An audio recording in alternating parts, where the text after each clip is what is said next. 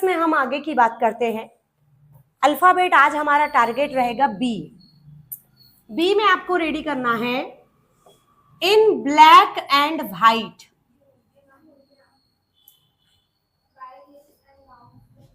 Bye leaps and bounds तक हो गया था। चलिए आगे बढ़ते हैं अल्फाबेट बी में।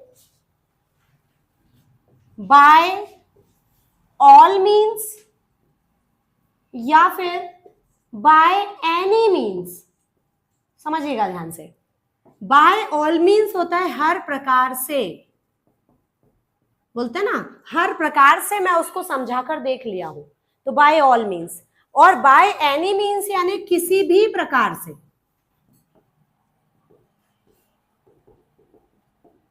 आगे बढ़ते हैं।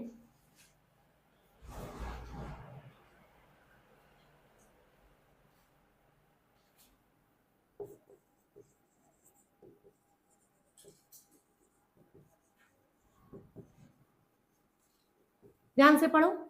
Beat about the bush. Bush यानी होती है बेटा झाड़ियां। बुश यानी क्या होती है? झाड़ियां। और बीट यानी पीटना। मतलब हमको ये पता ही नहीं है कि गलती किसकी है और झाड़ियों को पीटे जा रहे हैं, मतलब सत्य से परे।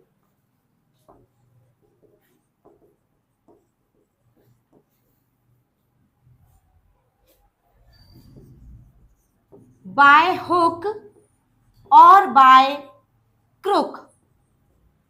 अपन ने एक मुहावरा पढ़ा है हिंदी में, जब सीधी उंगली से घी ना निकले तो टेढ़ी कर लो। क्या डब्बा या उंगली? डब्बा को उल्टा भी कर दोगे तो घी नहीं निकलेगा बेटा, उंगली टेढ़ी करना पड़ेगा। अब ध्यान से देखो, जब आपने उंगली टेढ़ी किया तो ये हुक बना, हुक। तो बाय हुक और बाय क्रुक, मतलब उसका उस मुहावरे का हिंदी मीनिंग क्या होता है कि अगर घी सीधी उंगली से ना निकले तो उंगली टेढ़ी कर लो। मतलब जब बात सीधे से ना बने तो अपना तरीका बदल लो, यानी जैसे हो, बाय फेयर और बाय अनफेयर, किसी भी हालत में।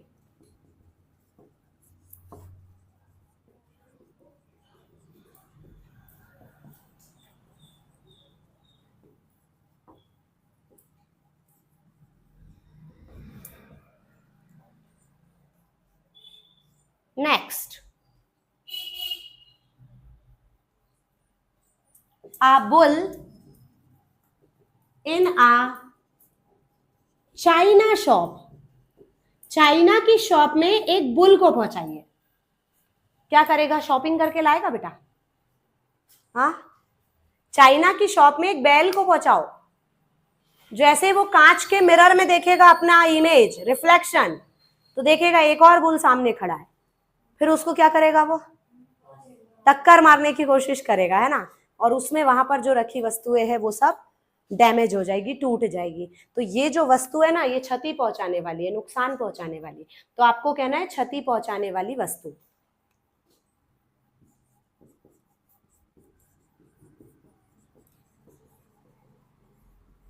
कौन? A bull in a China shop. चलिए बी में इतना ही है, कंप्लीट होता है बी अल्फाबेट आपका यहां पर।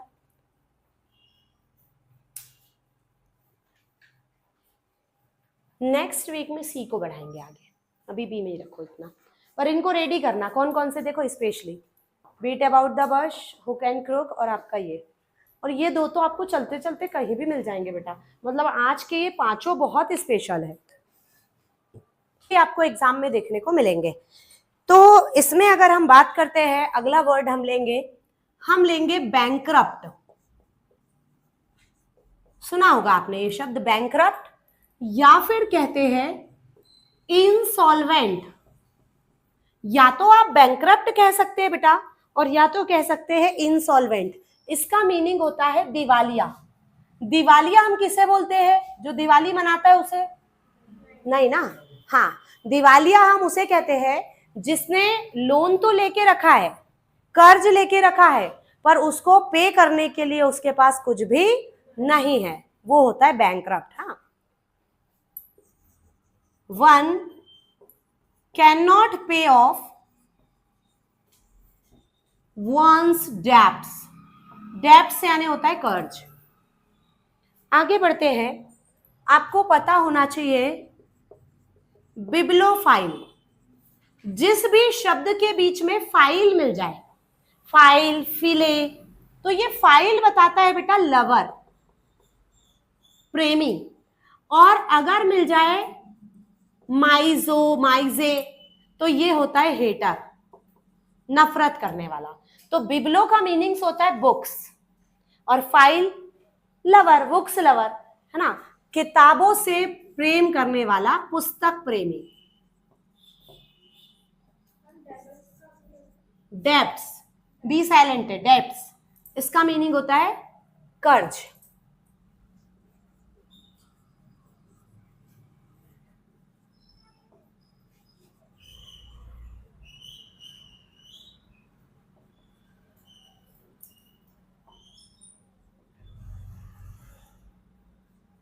वन हु लव्स और कलेक्ट्स बुक्स, जो किताबों को कलेक्ट करे, किताबों से प्यार करे, वो होता है बिब्लोफाइल।